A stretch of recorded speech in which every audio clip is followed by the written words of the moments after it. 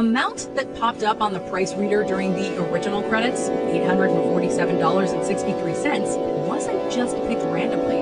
This was reportedly the average monthly cost of raising a baby back when the show first premiered in 1989. When the opening was updated in 2009, it was changed so that Maggie instead doubles the cost of the groceries.